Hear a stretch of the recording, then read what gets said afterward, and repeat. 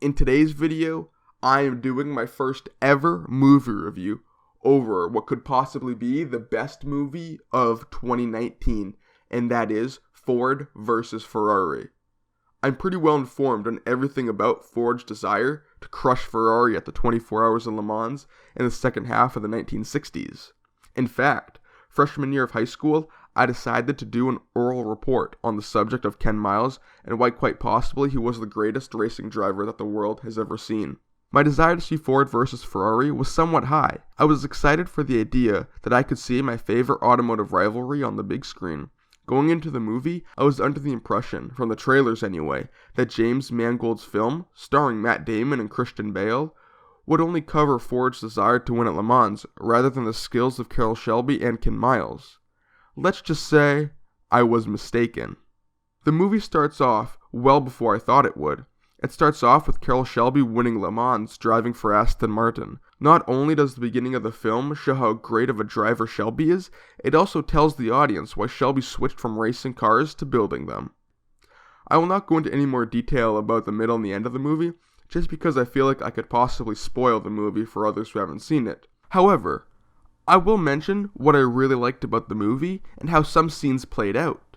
While watching the movie, I could truly feel the stain that Ferrari left on Ford's name after the business deal fell through. As a member of the audience, I really wanted Ford to crush Ferrari at Le Mans.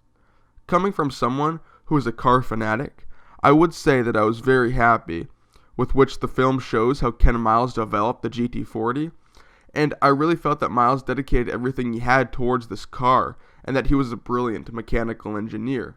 The GT40 that Ford was building was somewhat a physical part of Miles, and that is displayed brilliantly throughout the movie. During the racing scenes and driving scenes, the sounds of the movie were incredible. When Shelby started the Cobra, or when Miles started the GT40 and started racing, I could only think, now that's some true American horsepower. One major thing that I didn't particularly like was that the little coverage of the Sebring race.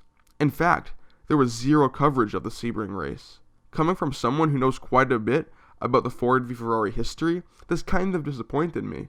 The two major races before Le Mans are Daytona and Sebring, and to see zero coverage of Sebring was quite dissatisfying.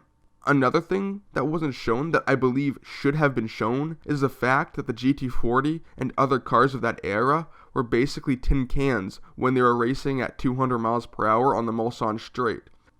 In the end, I'm rating Ford v Ferrari a 9.5 out of 10.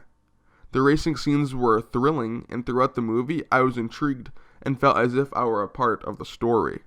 I truly felt emotion when Ken Miles or Shelby were angry or sad, and I also had a desire for Ford to crush Ferrari at Le Mans. If this review has not convinced you to watch Ford vs Ferrari, let me just say another thing.